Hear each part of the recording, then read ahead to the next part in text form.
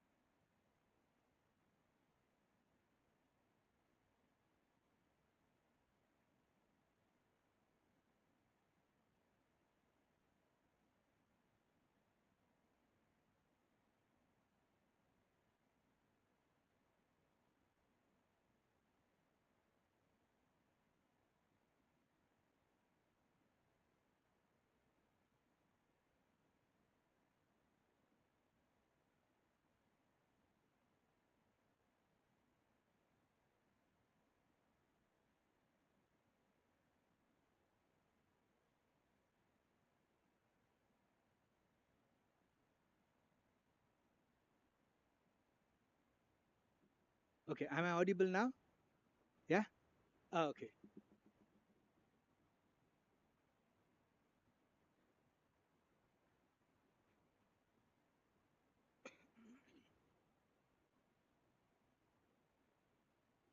We're good to start?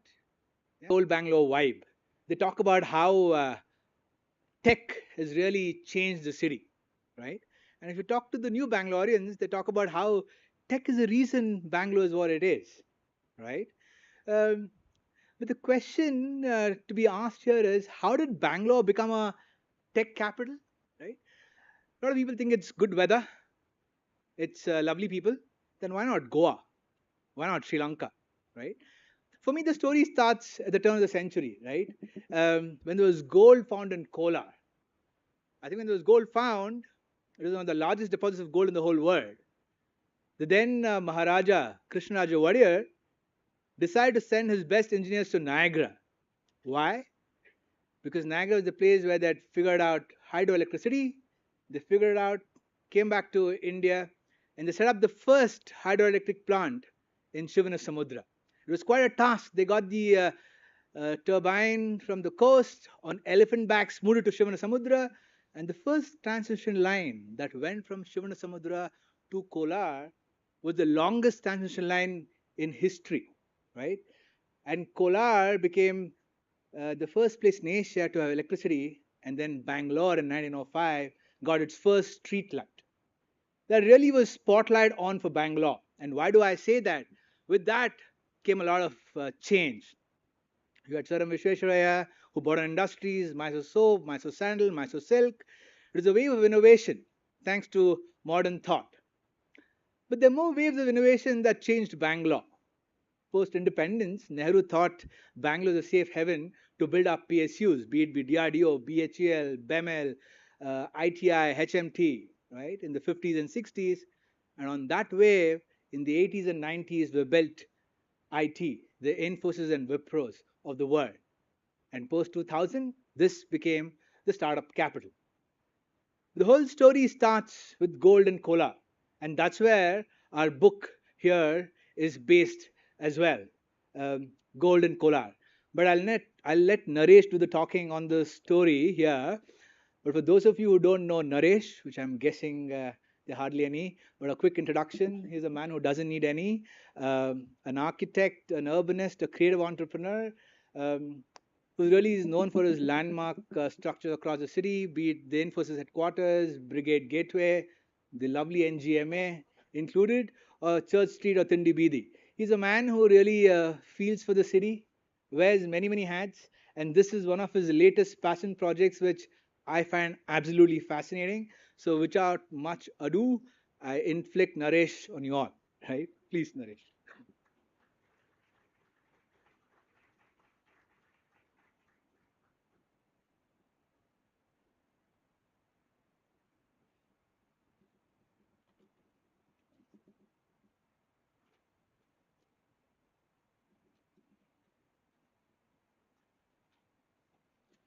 Thank you. I'm glad to see a large turnout. And as Vinay said, only Bangalore people who have Bangalore as their native place are in the city today. Everybody else has gone to their native place, which is good in a way. Okay. Um, Let me begin. Most science fiction is set in the future and usually never set in a fixed place. It's always an imaginary place.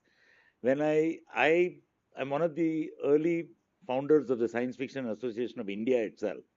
And many years ago, I found this subgenre of science fiction called stories written by scientists. And in those stories, they always get the science right. Lot of science fiction does speculative. For instance, if you see Interstellar, it can never really happen. But when a scientist writes a science fiction story, it usually is based on hard science. And Dr. Gregory Benford, who wrote this story called Matter's End, which actually means it's actually a story about the end of the world. We're used to this bright and shiny image of Bangalore being this utopia, new great tech utopia, etc., etc. What if you looked at the other way? What if everything went wrong? What if it became dystopia? And the story is based on the premise that the end of the world begins in Bangalore, which is an interesting. It has to start somewhere. So it sounds depressing, but it's actually extraordinary idea for writing a story for the imagination, where it meets, you know, and Dr. Benford himself. How do I operate this? Yeah, yeah. In the universe of science, I mean, I don't know how many of you read science fiction, but in the universe of science fiction, you can broadly, like every management consultant does, you can put them in four boxes, right? And you can name it like people who write about order and the machine, order and the flesh and etc. etc. I won't read it out. And people who base it on hard science usually fall in the top right category. And Dr. Benford, as you can see, is an astrophysicist. Unfortunately, now, I mean, I would have asked him to come today. He's a astrophysicist professor at the University of Irvine in California. And unfortunately, 2 years ago, he suffered a massive stroke and he's completely incapacitated. I do hope that somebody is at least, I've sent the books to him, but I hope he's able to. And I've been in correspondence with him for 20 years now. And suddenly this has happened exactly. And the book took a long time. And it unfortunately he couldn't join us today. Right? He writes a lot of stories, particularly his most famous novel There is a Nobel Pulitzer Prize or a Booker Prize for science fiction called the Hugo and Nebula Awards. And there's a fantastic novel of his called Timescape, which you should read if you can.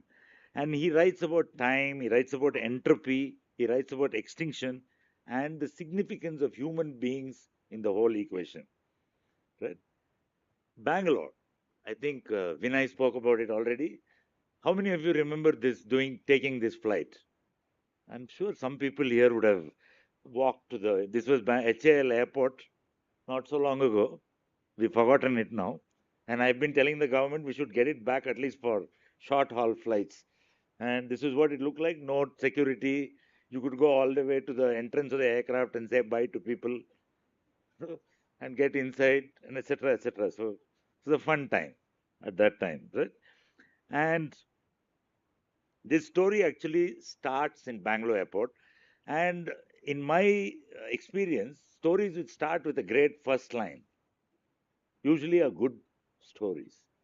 And I don't know, many of you would have read Last Night I Dreamt to Manderley Again from Rebecca, or the sky was the color of television tuned to a dead channel, which is William Gibson's Neuromancer.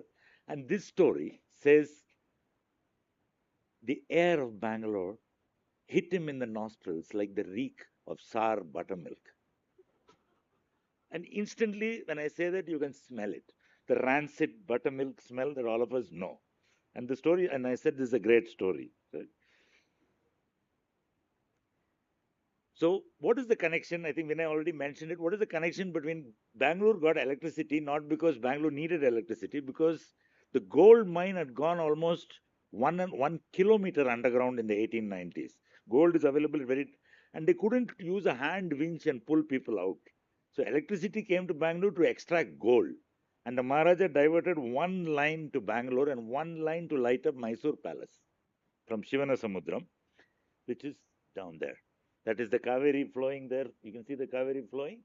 And it was brought up through TGLE into Bangalore and taken into Kolar Gold Fields. It was a 60 cycle, 60. We are used to a 50 hertz line. This was a 60 hertz, I think 126 volt line, like 120 volt line, like what you get in the US. That kind of power. Yeah. So General Motors and Westinghouse Corporation, and actually a precursor of General Motors called the Thames Hudson Company was given this contract to do this, and they brought it here. And in 1905, both in front of City Market and in front of Russell Market, that electric pole curiously still stands in front of Russell Market, completely ignored. They've changed the light fittings on top to some ugly sodium vapor, but otherwise the pole is still there. Right? It was lit up, and then the rest of Bangalore got electricity slowly because of that. And it was the first city in Asia to get it. Right? So Bangalore has this technological innovation, and I must recognize somebody else in the audience, the Hindu, but her great grandfather brought electricity to Bangalore, Diwan Sheshadri Iyer. So, right? He was the one who had the vision to send engineers from Karnataka to meet Edison and to meet Westinghouse, and they brought the turbines back. And curiously, in Shivanasamudram, 120 years later, those turbines still work and generate electricity. Incredible achievement, actually. Kolar Gold Fields itself, right? This is a gold field which was discovered in the Ganga dynasty. And then they didn't do anything much about it. Then the Cholas, which were ruling this area, started digging it up. It actually goes back more than 1,500 years. And then, unfortunately, gold has this unusual capacity, not capacity, what do you call it, quality, that for 1 kilo of ore, you get about 1 gram of gold. So it's a huge, messy process to pull it out and to separate the ore from the gold from the ore. It requires arsenic and it requires cyanide, and you will see what happens because of that. Right? It's a very dangerous process to extract the gold, and this is what is called. It's called the Dharwad Craton, and you find only gold here and another place in north. This thing called Hatti, which is still an operational gold mine. These were the guys, right? That's the only grainy photo of Mr. Michael Lavelle available, as we are fondly known in Bangalore as Lavely Road.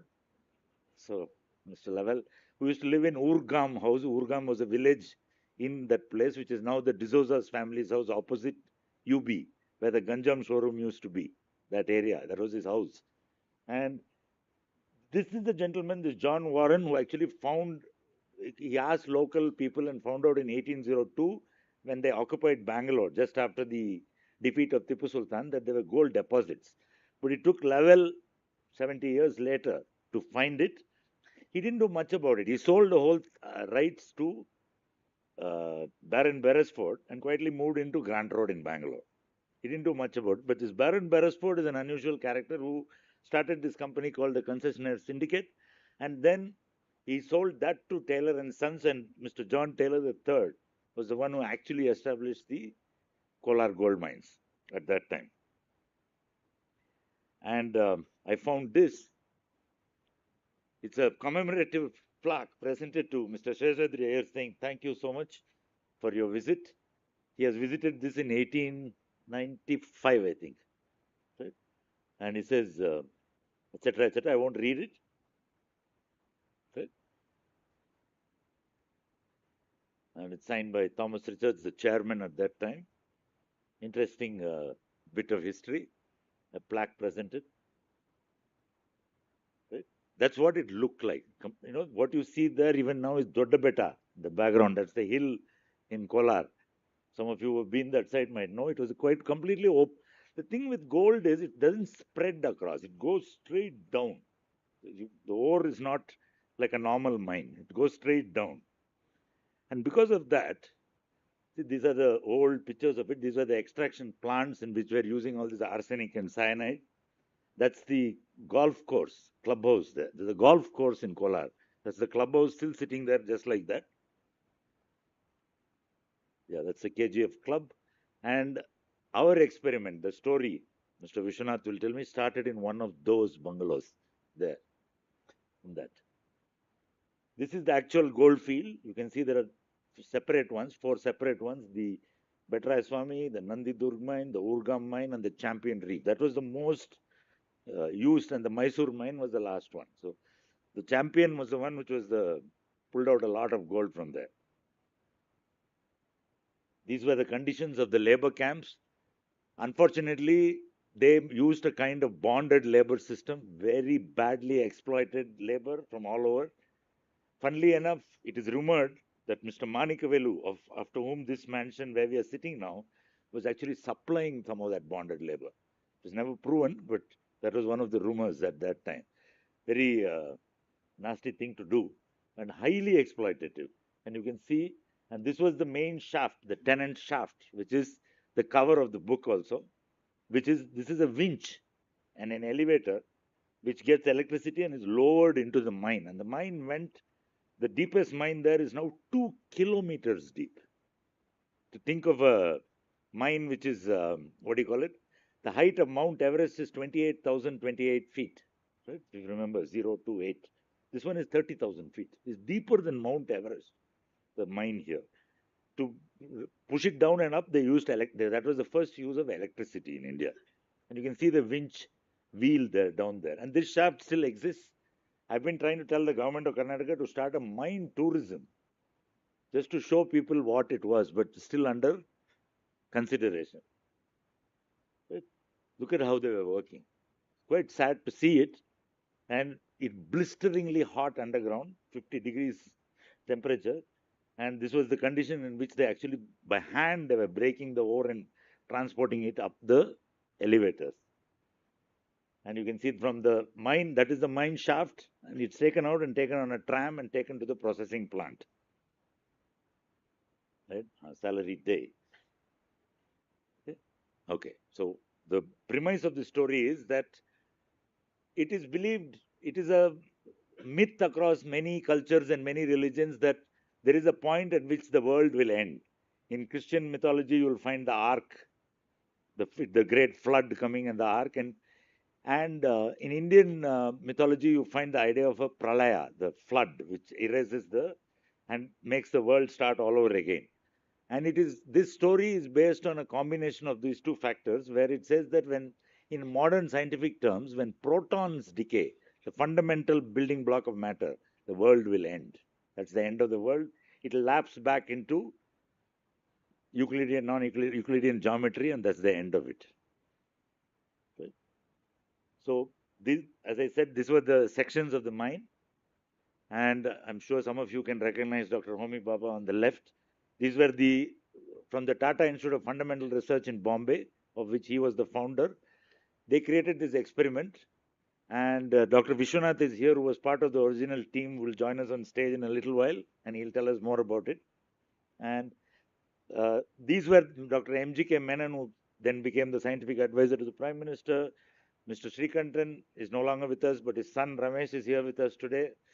And of course, Dr. Vikram Sarabhai, all of you know, is not with us either. But these are all people who made Bangalore their home for many years.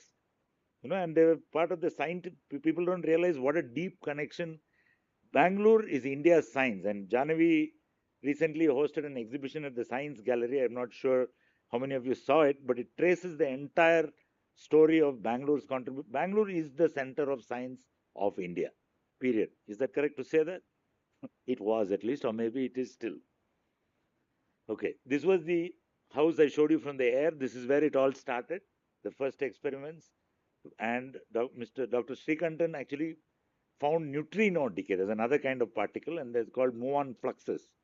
And they found that. And then later on, there was another experiment in the 80s, and with using for proton decay.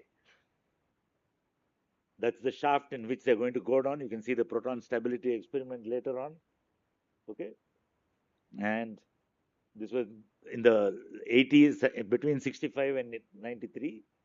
And you see the depth of that mine. Imagine going down 2,300 meters.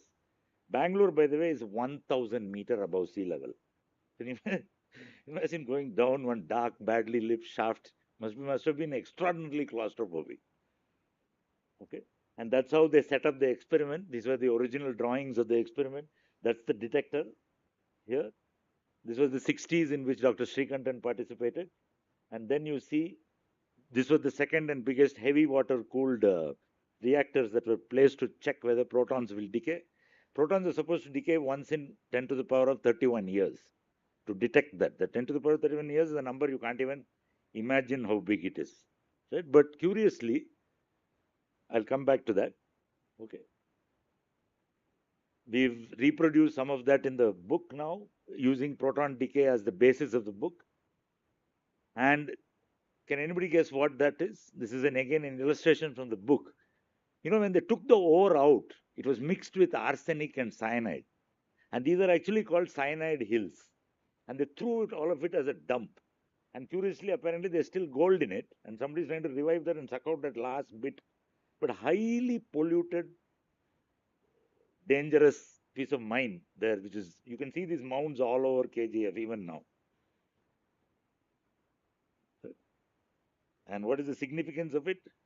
So the story comes partly from Indian mythology as well as technology. And all of you know that a day of Brahma is actually 100 human years is one day. And 1 year in the life of Brahma becomes like a kalpa and then a yuga. And it's actually the only culture in the world which has got the time of the universe right. If you date the Bible, the world roughly started on December 17th at 4 p.m. in 4004 BC. Not very long ago. With Adam and Eve and all that. But this one goes back a few billion years. It actually reflects the correct understanding of time that we know now to be true. Right? And yeah, 4.32 billion years is one day in the life of Brahma. So if he has to live for 100 years, that is a yuga. And then the itself changes. Unimaginable numbers. And this was thought of by people we don't even know very long ago. Right? And then it ends with this prahalaya, however you pronounce it, the great flood which wipes out everything, and then it comes back again. Then Brahma goes to sleep for one night. Then he wakes up next morning, it starts all over again. And our story shows the end of the world, what happens, that how all of us, what will happen to us when the world ends. and the limits of scientific ambition and human ability. Right? Why matters and fits. We also try to illustrate the mind and how it happens. And as I said, people who got into this experiment, Mr. Vishwanath will tell us more about it, must have been quite obsessive about doing it. Huge risk to themselves, and also, what they would find at the end of it was not known at all. And then above ground, there's a huge issue of ethics, there's a huge issue of what it means to be philosophical in the world today, as well as action and consequence, which is part of our culture anyway. Right. Bringing the story to life, I would like to now introduce Sunando, who's here with us, who is the graphic designer and artist. Come up. Who will walk us through the process with which we brought this to life. With a great collaboration working with both of us.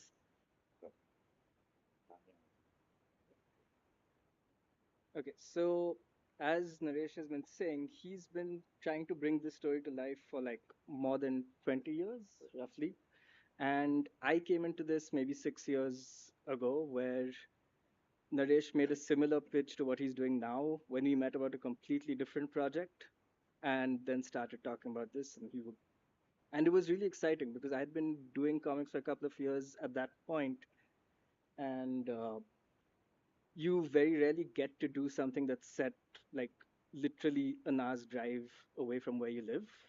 And it was one of the first things Naresh said that, it's just drive down there, take photographs, spend some time, and see how this comes to life for you, which is what I did. So this project actually, I think I've drawn this book maybe 3 times over. There was a version that I started drawing in the pandemic.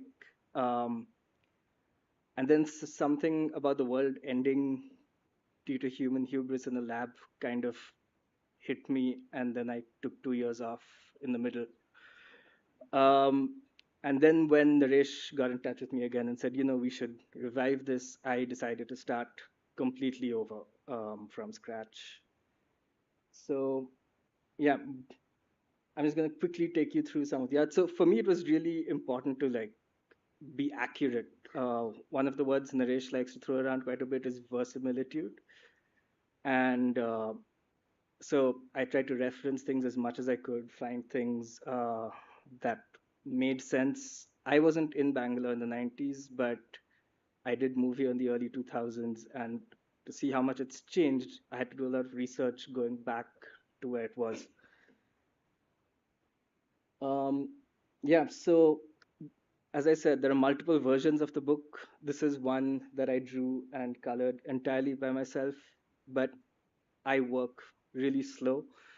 And at one point, I decided that if I keep doing this by myself, I'm never going to finish it, which is when I brought in Tanya Sudhir, who is an extremely talented comic creator herself at the back. Tanya, say hi. Tanya's hiding in the back.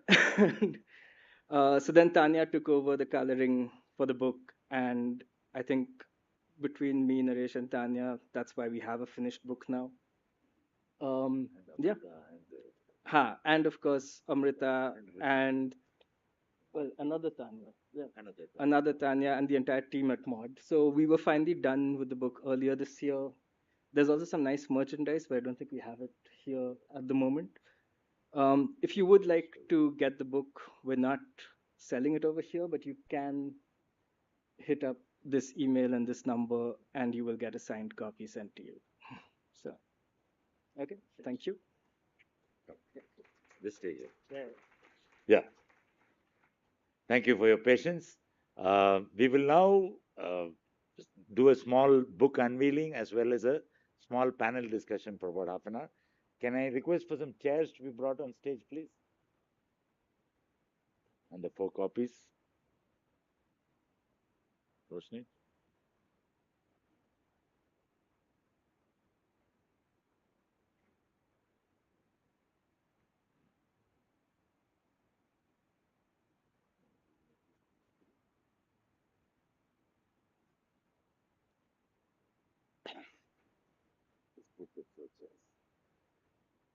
Before I continue, I would particularly like to thank the National Gallery of Modern Art for agreeing to host this. It's an unusual thing where art meets science, meets philosophy, meets imagination.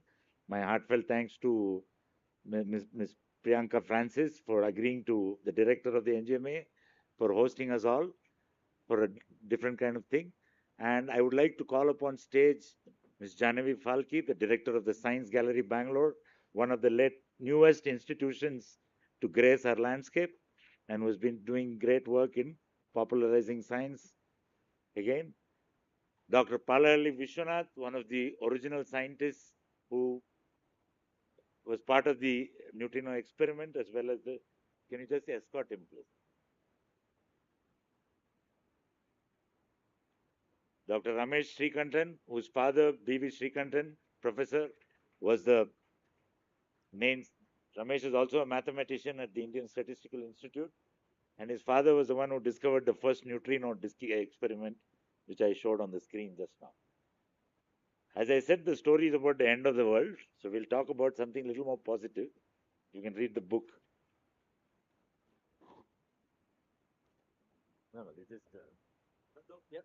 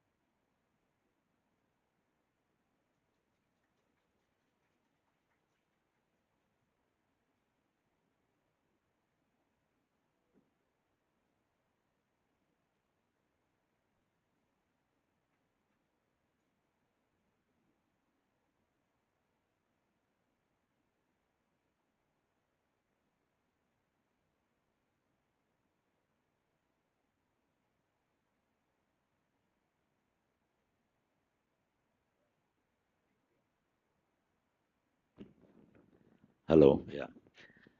Thank you again for your patience.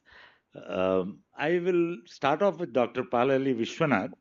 And, sir, the question I have for you is that can you describe for all of us what a typical day in KGF was, not from a scientific point of view, but physically and mentally, and descending into the deep depths of the mind without and knowing what was at stake?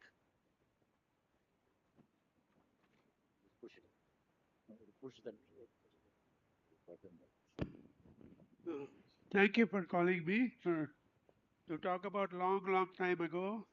Just keep the mic near you. This was me talking about 1960s when I started the working in KGF. Actually, I should note that just give me 2 minutes just to tell the small story before. Um, it all started in early 1950s when Professor Sreekantan, Ramesh's father here, uh, went down to KGF to look at what particles called muons. You see, you are familiar with protons and electrons, I'm sure, but these are different kinds of particles called muons. And, we are bombarded by a lot of particles even now here. But as you go underground, all these disappear, and only the so called muons go underground. So these experiments, which Srikantan and others started, in the early 50s, long time ago. It is the beginning of Nehru's India. And uh, that slowly improved, very primitive, what we might call primitive today, but pioneering for those days. The experiment started in KGF. And in the 60s, um, it became much more ambitious, and the famous so-called proton decay, no, sorry, the neutrinos were discovered. We worked in a place called Bullenshaft. Bullenshaft was a part of, he already mentioned Champion Mines, and uh, it was very busy days those days. Actually we were hearing that gold is going to disappear, it's going to go away, and but still lot of activity was there. The British were still there. I still remember Mr. K was the superintendent, and we were working in a Bullen shaft. The other experiment was in the so-called Gifford shaft, where most of the things were done. But anyway, so um, it was a very, he showed you some pictures, very pathetic, our labor was working there. It was not that bad, of course, in the 60s, but it was quite dirty.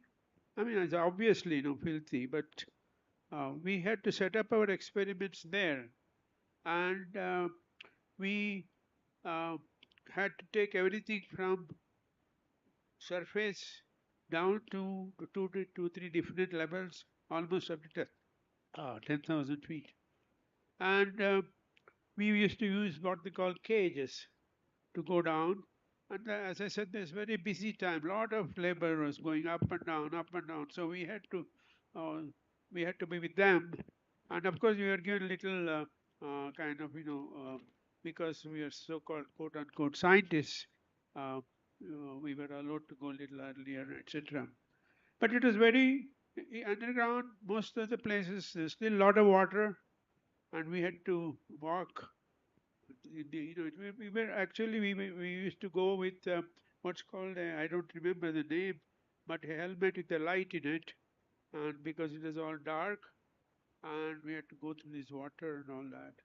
And when we come up, we were really very dirty. We really had to take bath. It was quite bad. I mean, but that was mines. I mean, we had to go only a day or two, but just imagine all those laborers going every day there, and it was very hot, very hot. I don't remember the temperatures, but he said 50 degrees something. I Yeah. read somewhere. We went there once. I read that it was Very hot. And occasionally, of course, uh, we used to have something called, I guess, what's called rock bursts. And once in a while, you would hear somebody passed away, etc. Of course, mostly labor, unfortunately. And there were times when said, no, don't go there, just now something happened. So we had to take a circuitous path, things like that.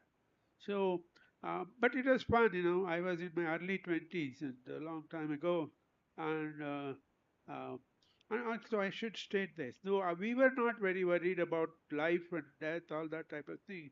One of our seniors, I remember, Professor Naranan, he told us, "No, don't worry, your chance of dying here is as much as when you walk around in Bombay. Okay, it's better than that. So don't worry. We were never worried. We were too young to worry about those things. And so that's just the life there. Thank you. Thank you, sir. I'll come now to Jahnavi. Okay. Highly abstract research like this usually does not impact most of us who don't understand high-end physics and maths. And I think the science gallery is starting to, I would put it like saying that, highly abstract scientific research often resists human understanding. You don't even know what this guy, that why is it even important? What role does storytelling, what role does exhibition making, and what role does maybe even fiction like this? And actually, this story, the thing about the proton decay experiment was they abandoned it because there was no proof. And Gregory Benford was one of the protagonist in this is a American man, but it's actually based on Benford himself. They were sent here to check whether these Indians are talking through their hat or what. And he found that nothing had happened. They abandoned the experiment, but he went back to the US and wrote a story that it succeeded, right? And that's what makes the story happen. So the question to you is that what role do all these, the storytelling, exhibition making, and fiction play in helping audiences connect with frontier science. In this age of tech and IT and whatever, we seem to have forgotten that the fundamental root of it is hard science. So how are you going to teach us all how to make this connection? Teach is too much. You mean Uh, about the science gallery itself? yes. No, so I think you know. Thank you very much in the first instance because of you. I've actually read the story now, and it's quite an incredible story. So the first time I even came across the experiment was when I met Ramesh's father, Professor Sreekantan, and in fact, one of the projects that I wanted to do after my PhD, which was about particle physics or the beginnings of experimental nuclear physics in India, was perhaps to consider writing the history of cosmic ray physics. And one of the reasons why cosmic ray physics experiments in India are very important, and I will come to the answer to your question, is also because India is very close, or southern India is very close to the geomagnetic equator. So some of the key experiments during the war and after the war were conducted in India. I mean, of course, Professor Vishwanath will know much more about it than I do. But coming back to your question, your very precise question, so I've been here now for 8 years. The gallery project has been, the project is as old as my stay in Bangalore, although it's been open in terms, our purpose-built premises have been open now for 2 years. So what I say, where some of you will have seen this, seen and heard me say this already, but I think I'll start with what I like to say, which is that we have a very strong professional conversation about science in India. We don't have a cultural one. So we talk about science and engineering in terms of, university rankings, university admission, professions, upward social mobility, so on and so forth. But it rarely permeates our daily conversations. We do not bring it to the dinner table. We are not talking about, we're not. So, for example, something like this. If one of two key experiments to detect neutrinos was conducted in India in Kolar Gold Fields, the wonderful presentation that you made just at the start, then how is it not a part of our collective Why didn't they imagination? get the Nobel Prize for it? So I think the prize for the muons went to Powell, right? Like Yeah, it went to Powell. Cecil Powell. The Nobel Prize for muons went to Cecil Powell, if I'm not mistaken. Cecil Powell In No, England. that in is Manchester. Palace. That is for pions. Okay, so there you go. See, I don't have my particles right. Somebody else does. It's okay. It went to somebody else. Just Um, 1 minute. yes. Neutrinos was the one which these people in Kola KGF discovered, what they call natural neutrinos. Yes. Uh, but the prize went in late 90s Yeah. to uh, The British to chap. the Case University fellow Frederick Reines. Oh, yeah. Okay, Reines was he had discovered the neutrino much earlier in the neutrino in the reactor, whereas our people had it in the natural neutrinos. Yes. And in principle, neutrinos got about 3 Nobel Prizes. I think we should have gotten, but that's life. Curiously, you and see how colonial attitudes also play in this. No, who gets credit for what? So it's interesting because see, Reines did his experiments in South Africa, apartheid South Yeah. Africa. In fact, against great protest from his own university as well as people outside. But he in fact wanted to conduct those experiments at KGF.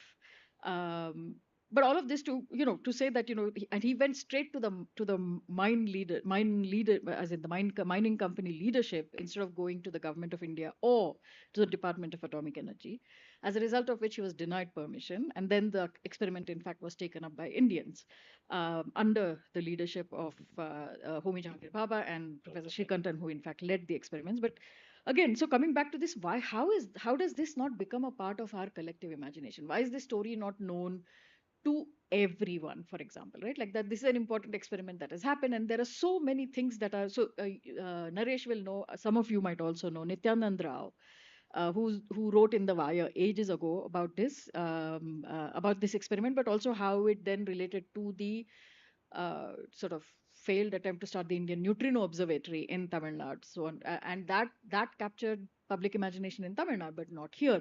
And the relationship was not again established. So, all of these detail, wading through this detail to make a simple point that somehow we don't have a strong cultural relationship to science.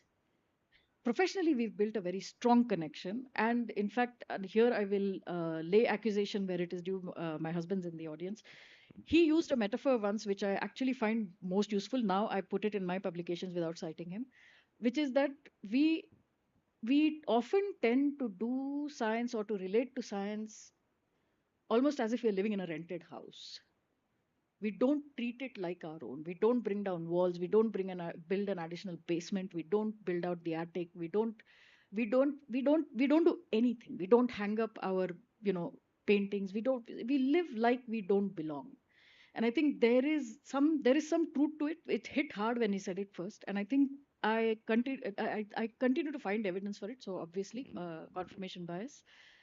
But I think there is that. And so how does one bring that out? I think stories are a good way. So when we did the exhibition on Bangalore, which you very generously noted at the start, when we in fact took photographs and overhead projector slides from Ramesh and Deepthi, and we had them up on display, we also added to it photographs of the mine, the miners, the workers' cabins, maps of the Kolar Gold Fields, so on and so forth. And then we hung tools of the miners to remind us that this is, and built a sort of dark well around it to give a sense of what it might have been. And then we of course told the story of the two to a little over 2 kilometers depth, and then what does it mean to actually do this experiment. And the photographs that we were able to borrow again from Ramesh and Deepthi, we were able to show the British, the Japanese who were right there, right? Like, so this is and of course it shows up in this story too, that on the one hand there's the Americans who you need validation from, but on the other hand you're working with the British and the Japanese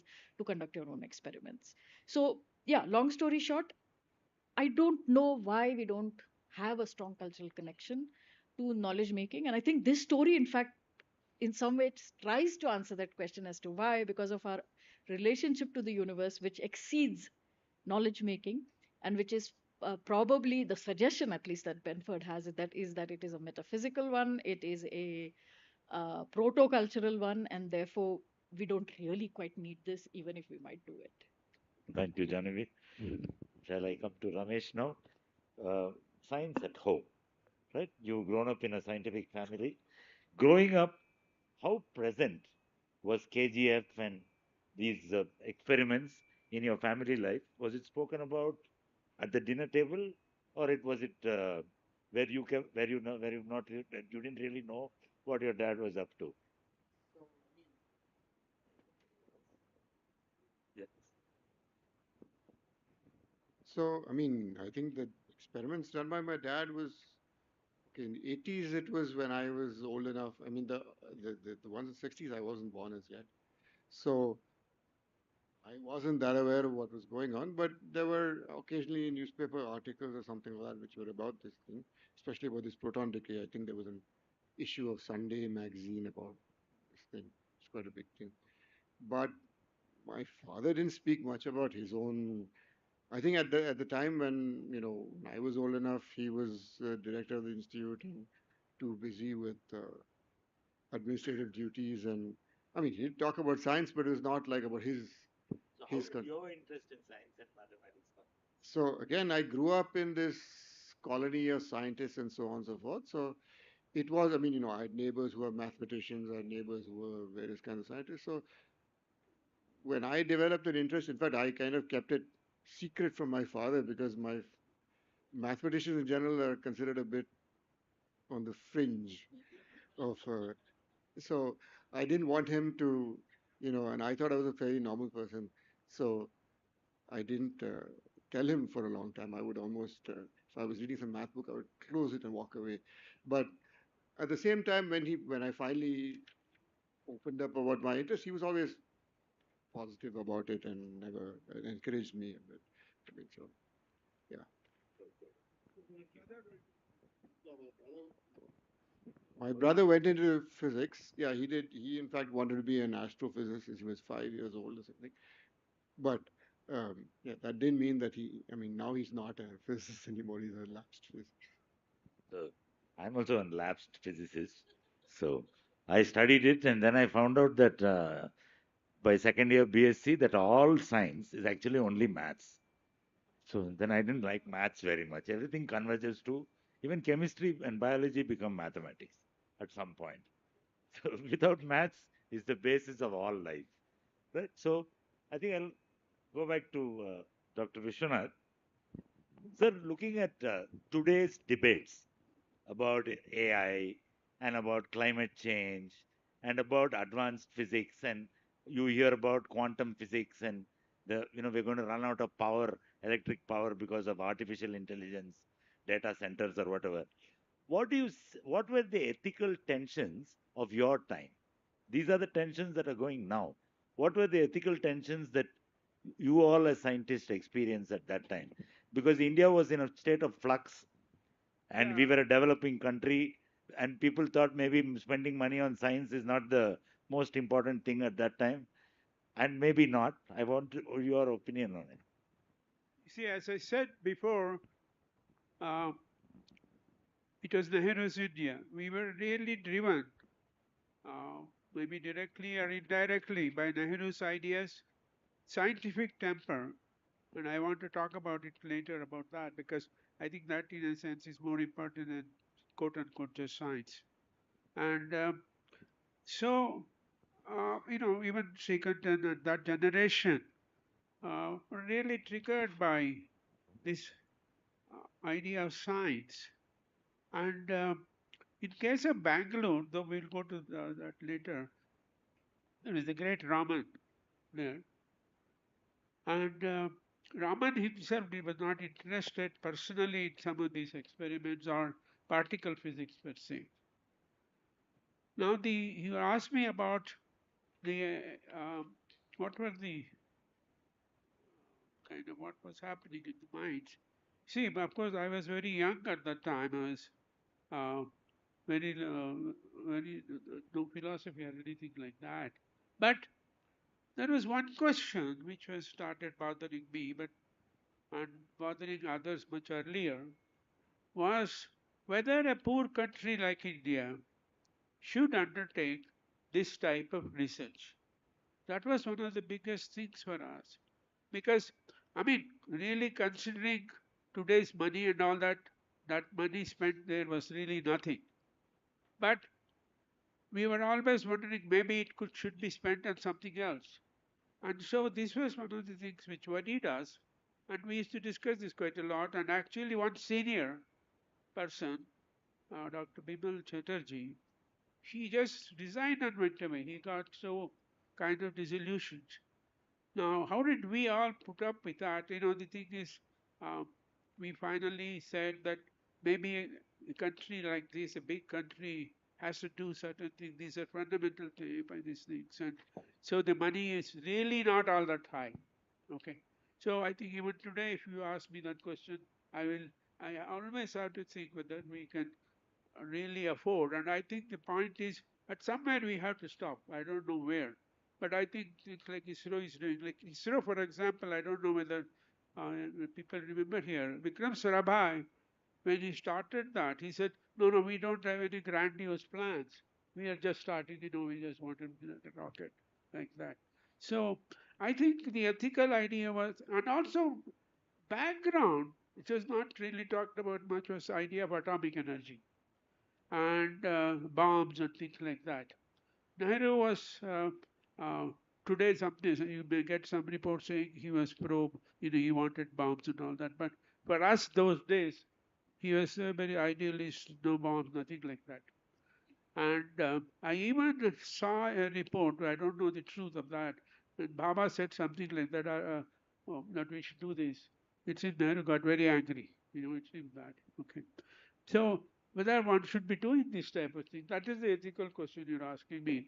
This is what should have worried people in Manhattan Project in 1945. Okay, so uh, sir, there is no AI computer. The first computer we got, the big one, was in TIFR, control data, and I used that as a student.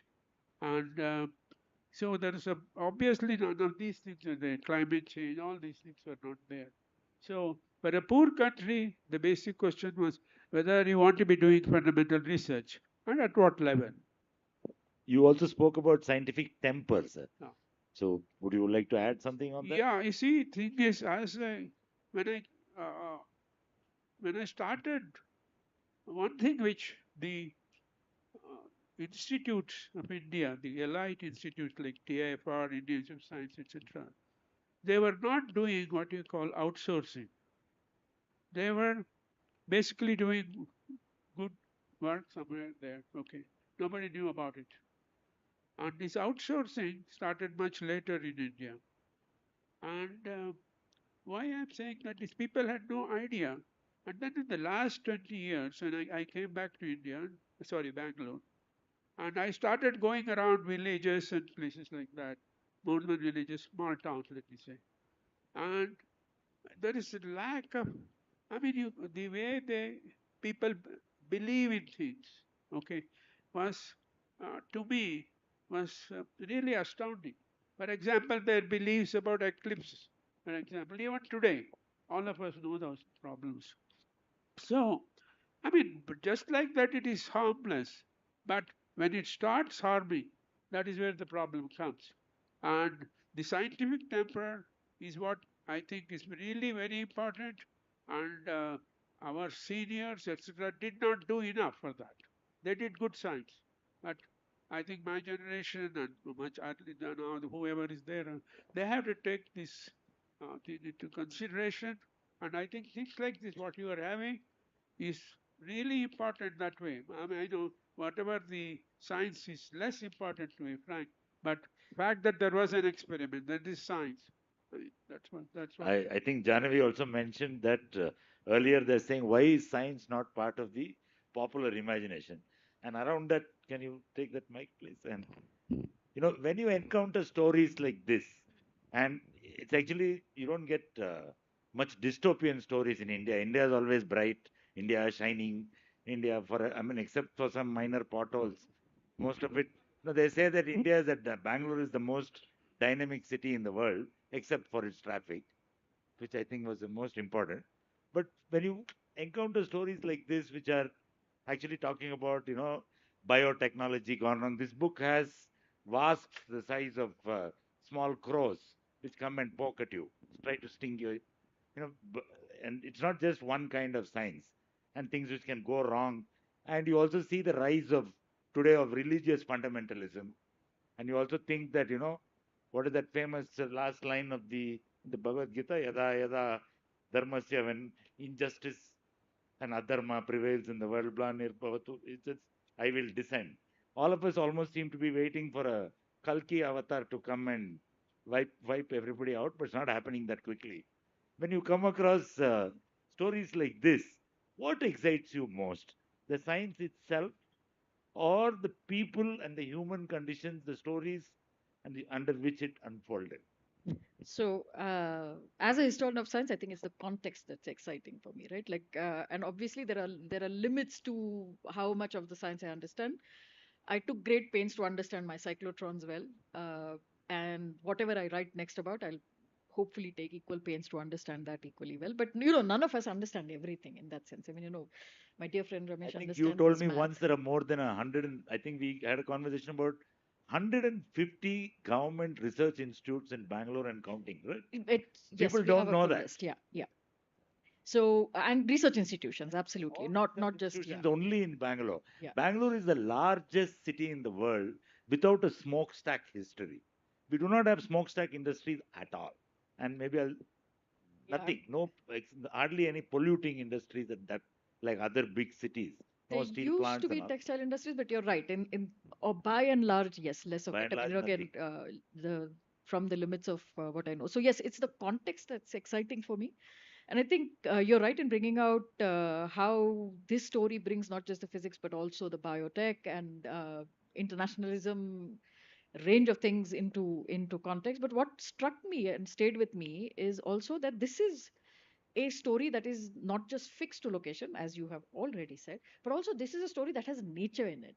Very seldom do you find science fiction stories where nature also plays quite an important part. Nature gone awry, or it does show up in many science fiction stories, but here nature plays an important part. The only other one that I know of is not a dystopia, but a utopia, written by Rahul Sankrityayan in 1923 about what he calls the 22nd century, where technology in a way has receded and taken just the appropriate amount of presence and nature is allowed to kind of flourish, and human beings are flourishing, and there is no hierarchy, and there is no gender disparity, and there is no, it's just a fabulous place to be. So yes, context, and I think context also matters, because it's context where good science is enabled. And what I mean by good science is people can proceed and do the knowledge that they want to do. And I think this story, like others like it, also allow us to, which focus on fundamental research as opposed to the setting up or destruction of civilizations, allow us an insight into what we imagine our collective relationship is to fundamental research. Like, why do we pay for it? Right? Like, why do we put taxpayer money into fundamental research? Why do we want to know about the universe? What is our relationship to knowledge making as someone who's not participating in it? Right? And I think that is what struck me most about this story and stories like it, where it allows us an insight into, so why do we want to know, like what is at stake, what are the highest kind of stakes. And in a story like this with proton decay and the ending of, and the perverted potential ending of matter, it is, it's like, okay, so if this is finite, then what? Right? Like, and I think it gives you that sort of yeah, impetus to think. And maybe step back and reflect upon daily life also, whether what could happen.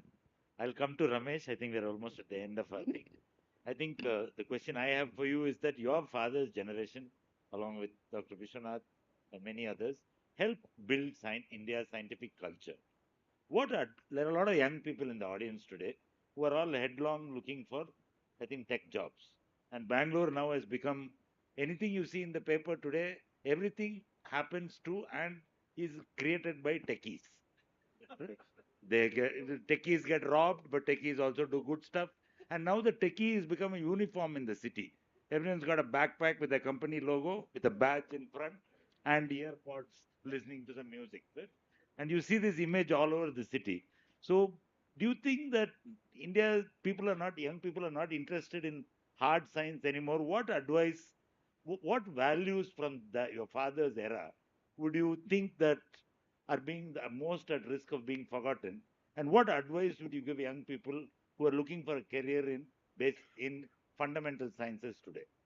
Now, I just finish here by one last thing. Recently we had the privilege to be involved in a fantastic project here. Many of you don't know about it. It's a TIFR project called the International Center for Theoretical Sciences in North Bangalore. A huge investment by the government of India, Department of Atomic Energy, to nurture fundamental science.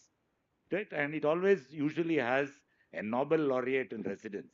So for some of you who want to never met a Nobel laureate, please take the ride out to Hesargata. And you can really meet a Nobel laureate in the flesh. So Ramesh, what advice would you give to young people today? So I don't know. I mean, I think things are changing very fast nowadays with AI and so on. So it's hard to say, study hard sciences and that's going to be, because I I personally feel that AI will play a big role in fundamental sciences, especially in mathematics and so on, and then in the coming years. But at the same time, yeah, I I thought, I mean, since I'm going to be teaching next week, and what I would tell my students about, for example, the impact of AI, is that you have to develop the intuition before you can use AI as a tool to dig, but you need to know where to dig, right? So you need to develop that intuition, and that only comes from doing hard work. By learning the old-fashioned way of not just typing a question into a computer, right? Uh, but um, as far as the uh, impact, or what I would say to the younger generation, I don't know. I still think of myself as part of the younger generation, but I think that's no longer the case. But um, uh, yeah, I mean, I think you have to just do it if you want to do it. I don't like to encourage people to do things. I mean, some people will want to do it, some people may not want to do it. There is no reason to. Uh, um, but yeah. Thank you. All right. So we'll open it up for a couple of questions from the audience. We have about 5 minutes left. Anybody would like to say something? Please. You have a mic too. You can use this one. No, I think you have to switch it on.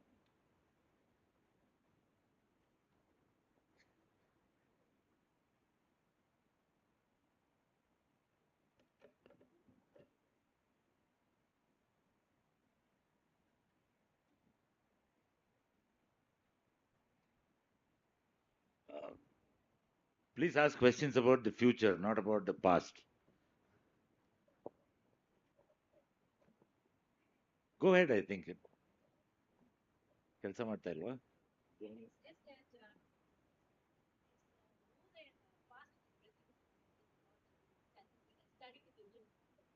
Can you speak a little louder? We can't hear you.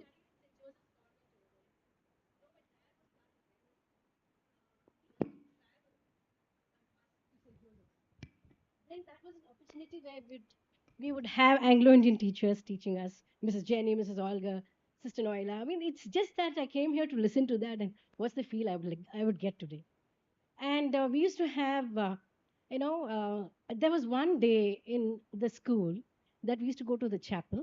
Of course, we used to have the communion and all that stuff. But then we used to have food with those people who would come from BGML students, and that was that wheat food, that that broken wheat stuff. That was for us to experience what it is to be there. So this is something like, and I've seen these cyanide hills. We used to cross the place. So all these things which I've really experienced, I was there up till seventh standard in the 80s. So after that we moved to Bangalore. That's been so very, it was just great, the way we used to shout and things and go through that place. So all these things I've experienced, and something which I really love to share today. Thank That's you. it. Thank you so much. Anyone else?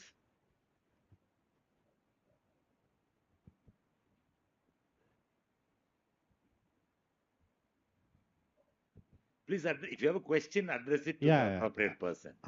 This is probably a science question about disseminating science.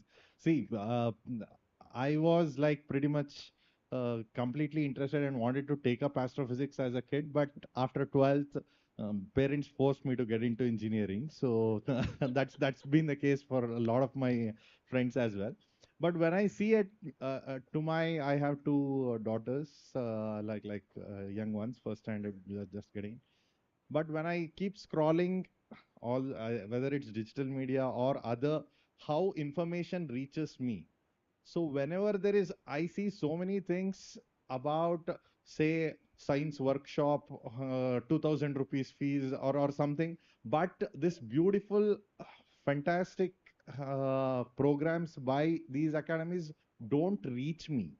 So as a layman, it doesn't reach me. In fact, I would be the first one to come, and since I know and I've been to academy, so basically, how can we create an ecosystem where it can disseminate to a lot of people in an information overloaded kind of a bound to make these conversations happen? Because if science is the path to technology and upward growth, If it is hard science, yeah. ICTS, the International Center for Theoretical Sciences, all their international lecturers also give a talk in the city almost every month in the planetarium And and in science the gallery science programs gallery. are all free.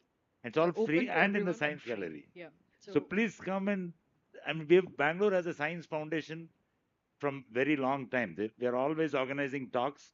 Unfortunately, in these days, everybody wants it in 3 minutes on Instagram. That's not going to work. No. What I'm saying is it's probably all these programs aren't probably catching the attention of the masses because there is a latent curiosity to know about science, but this information because of the overload of commercially driven things. Yeah, even I don't know how to handle, but I feel See, that's I'll what. tell you what, your algorithm, I mean, these algorithms are the beasts, right? Like if you start following pages like Copy with Curiosity for ICTS or Science Gallery programs or Vishwesvaraya VITM, Vishwesvaraya Industrial and Technical Museum programs, or there are several Curiosity, so on and so forth, right? Like if you start following them, your algorithm will feed you with their programs, yeah. So I think it's also about what we look for. No, we also get sort of at the end of the day, we're all tired, and we're looking for things that keep us afloat as opposed to things that might actually, So once a week, if you start doing it, hopefully you'll cheat the algorithm into bringing other kinds of programs to you. But like he said, Copy with Curiosity is free. Science Gallery programs are free. VITM programs are for free. No, not for free, but it's a very minimal fee. I mean, any of us who've managed to come here can easily go there. So yeah. Dr. Vishwanath wants to add. I have to say this. I'm really worried about what's happening to science in India. And the problem is that even big scientists, scientists with, who have achieved things, they're all being somehow, they feel that we in India knew a lot long time ago. For example, the Pushpaka Vimana, Brahmastra, etc. Now, everywhere, because I'm a science communicator, I encounter this. And what worries me is not the common man not knowing this, but even big institutes now are adopting policies to look into things like this, which I personally think is not good for science. So I think whatever power you people may have, you please should see that these false things should not enter uh, our minds here, especially the younger ones. They just believe that so many things happened earlier. What we are diluting in that is wonderful contributions of mathematicians in India. They are wonderful, they have done great things. None of that comes through. But all this other nonsense is being talked about, and I really want to make that point. I did not do it earlier, but uh, please, otherwise, the quality of science, what Sreekantan and others did, I think it's just going to disappear slowly. Thank you. Thank you. Anybody else? I think we can. Okay. Right.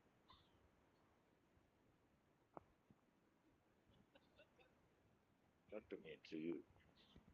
I feel it's a very significant point that Professor Vishwanath has said, and our the gentleman here has mentioned also. And it's okay that you have these pockets of science available in the Science Museum or ICTS, but those are few concentrated, very curated little spots where it is not available. Like for example, food is available, or these curated restaurants are available. Those are the ones which are coaching camps for AI are available. If you see any school ad now, it is about they teach AI. So it is only those kind of IT and AI and things like that which are made popular and available. What he was mentioning is that it's pure science which is not easily accessible or made interesting at all to regular children and people. Number two, what Professor Vishwanath was saying was that science in the past is glorified. Like India had it, and we had all these wonderful claims. Hanuman did this, knew the distance to sun, and we had Pushpeka Vimana and all that. So either we dwell on our past, or we are talking about the future of AI. What about the present? That's what is missing. Yeah, starting with stormwater drainage. That's the lack of it. So thank you. I think we are out of time. Is there one last question? We're out of time. So we're 5 minutes past the. Thank you, by the way. This is really enlightening talk. I guess one addition to this. Oh, you understand? Okay, I'll start. One addition to this is I wonder how much our kind of jugaad mentality also is a barrier to hard science. The hustle, the let's get it done quickly, let's find a way through, band-aid the solution, as opposed to the rigorous research that it takes to go down that I route. hate that word, by the way. But it's become a part of our lexicon, right? No, So it's not. how do we take that down? What do we do? Jugaad is just a temporary fix. It never fixes anything. I think that you got a good point, but we cannot go on like this. You need hard underpinning for hard science to exist. And if you don't put the time in and work at it, it's not going. No field of human endeavor is going to work unless you put the hard work into it. Right? It's not just science.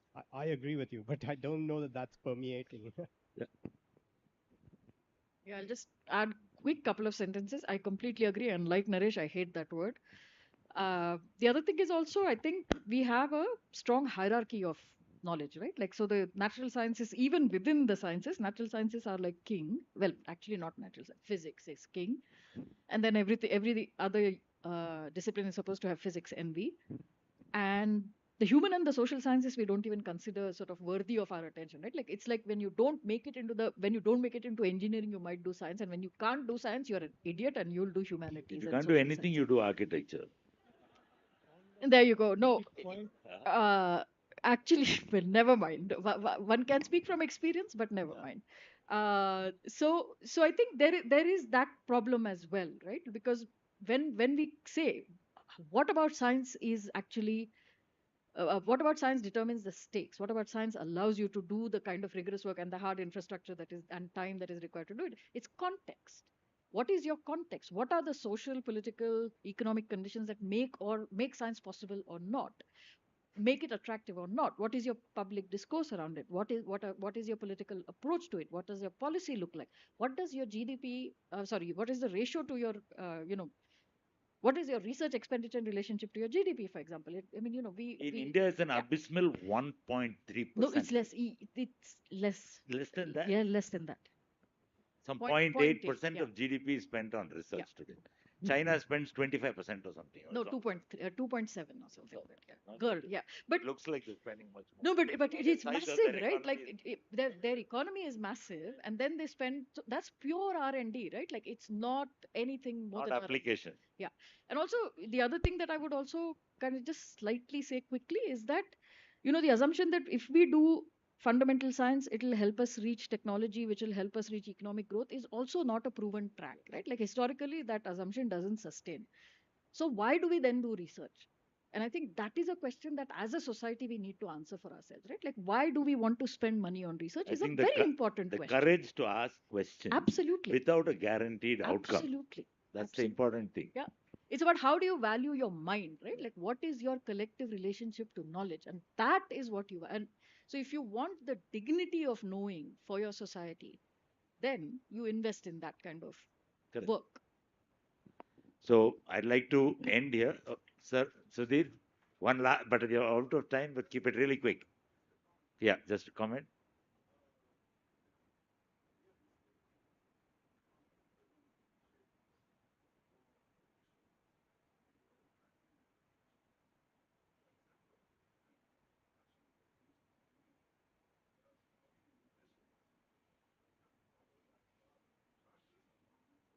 Or not.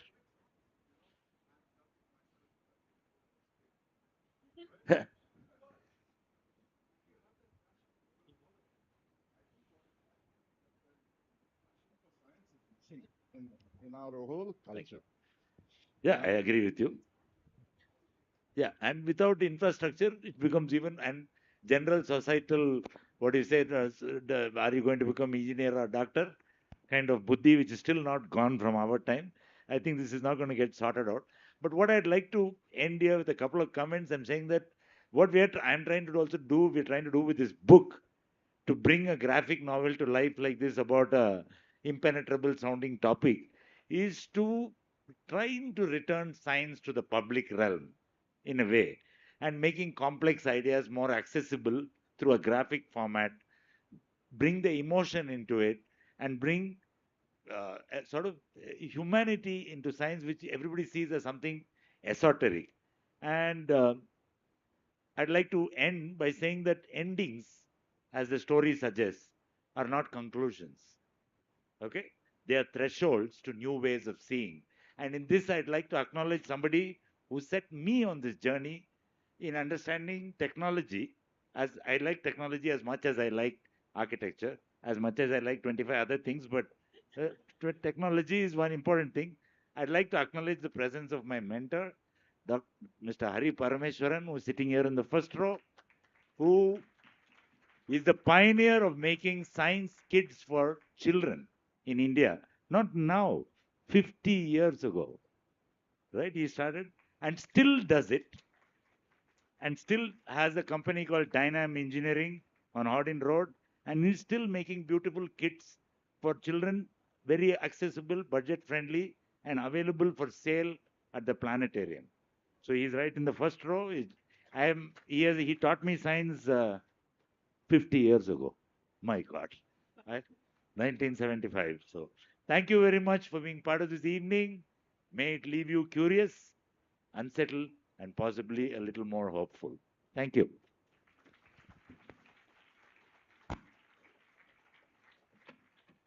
I just want to say a quick thank you to the NGMA team. Thank you, Priyanka ma'am, Partho sir, and the whole team. The Mod Foundation team with Naresh, thank you for all your support. And for all of you for spending your second day of the new year with us. Thank you very much. And I also thank Sunando for proving that art and science can actually be married. Okay, thank you. Can I get the mod team on stage for a quick photograph, please? Thank you all for coming once again. Mod team, Gully tour team,